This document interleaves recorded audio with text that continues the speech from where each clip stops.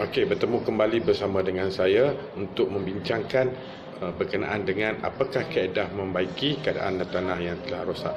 Jom kita sama-sama layan. Peace. Yo.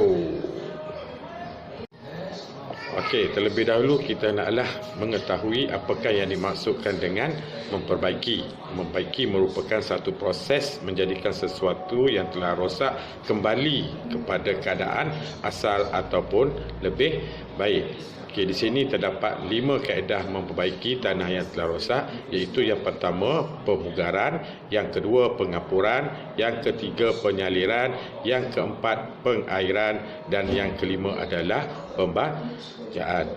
Okey, jadi semua kaedah ini kita akan bincang pada slide yang seterusnya. Okey, kita akan masuk kepada kaedah yang pertama untuk memperbaiki tanah yang telah rosak, iaitu pemugaran. Pemugaran tanah merupakan satu proses di mana tanah tadi dipecahkan dan dilonggarkan supaya ianya tidak padat bagi tujuan penanaman. Pemugaran terbagi kepada 2 jenis, iaitu pemugaran primer dan juga pemugaran sekunder. Okey, apa yang kamu perlu tahu berkenaan dengan pemugaran primer? Pemugaran primer merupakan aktiviti pembajakan pada peringkat awal. Ianya adalah bertujuan untuk memotong dan menterbalikkan tanah. Yang kedua adalah memecah dan melonggarkan lapisan yang keras, dan yang paling penting adalah ianya menyediakan permukaan tanah yang sesuai untuk dikerjakan oleh alat pemugaran sekunder. Okey, di sini anda dapat tengok alat pemugaran primer, iaitu yang pertama bajak piring. Alat yang pertama iaitu bajak piring. Apakah fungsinya? Ianya adalah untuk memotong, mengangkat, memecah dan menterbalikkan tanah. Ianya sesuai untuk tanah yang jenis melekit dan juga keras. Okey, alatan pemugaran primer yang seterusnya itu dinamakan bajak pahat. Apakah kegunaan bajak pahat? Kegunaannya adalah bagi memecahkan dan melonggarkan lapisan yang keras. Okey, alatan yang seterusnya bagi pemugaran primer ialah bajak sepak. Anda boleh tengok gambar rajah seperti yang ditunjukkan.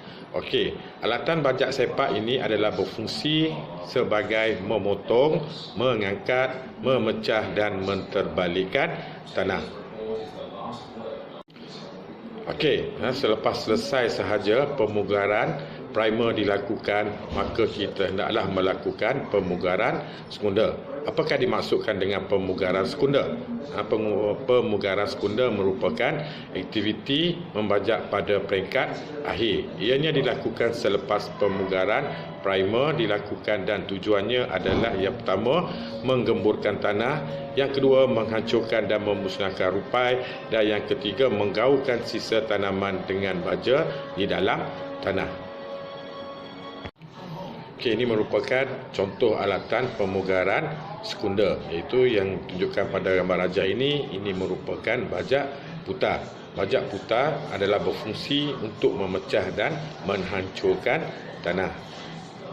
Okey, alatan yang seterusnya ialah dinamakan bajak sikat, di mana fungsi bajak sikat adalah memecahkan ketulan tanah yang besar supaya menghasilkan tanah yang lebih sesuai untuk percambahan biji benih.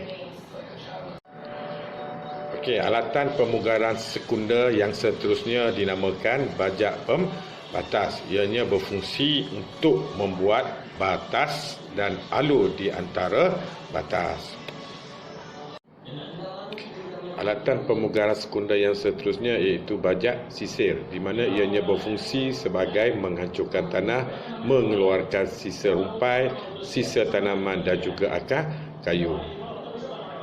Okey, kaedah membaiki tanah yang kedua dinamakan pengapuran. Itu pengapuran berasal daripada perkataan kapur. Kapur adalah bersifat alkali. Jadi pengapuran ini merupakan satu cara untuk mengurangkan keasidan tanah. Ya bro, sebelum kita melakukan proses pengapuran, kita perlu mengetahui apakah faktor yang perlu kita timbangkan sebelum melakukan proses pengapuran. Okey, di sini terdapat 4 faktor yang perlu kita ambil tahu, iaitu yang pertama adalah jenis kapur, yang kedua adalah jenis tanah, yang ketiga adalah jenis tanaman, dan yang keempat adalah kandungan bahan organik yang terdapat di dalam tanah tersebut. Okey, kaedah yang ketiga, kaedah membaiki tanah yang ketiga ialah penyaliran. Beza setengah pelajar dia keliru berkenaan dengan penyiraman. Pengaliran ni ianya merupakan satu aktiviti menyalirkan air ke kawasan penanaman. Dan yang kedua ianya memastikan air mencukupi kepada tanaman khususnya di musim kemarau. Terdapat 3 penyaliran, iaitu sistem parit rawat, sistem parit tulang hering dan juga sistem parit selari. Okey, kita rujuk gambar rajah yang ditunjukkan. Yang di sebelah kiri itu merupakan sistem parit tulang hering dan yang kedua merupakan sistem parit selari. Okey, kita masuk kepada kaedah yang keempat untuk membaiki tanah, iaitu pengairan. Pengairan merupakan satu kaedah penyiraman atau membekalkan air kepada tanaman. Okey, terdapat 3 jenis pengairan, iaitu yang pertama sistem pengairan titisan, yang kedua adalah sistem pengairan banjir, dan yang ketiga adalah sistem pengairan percikan. Okey, kalau kita rujuk gambar di atas sebelah kiri pada slide adalah contoh sistem pengairan banjir.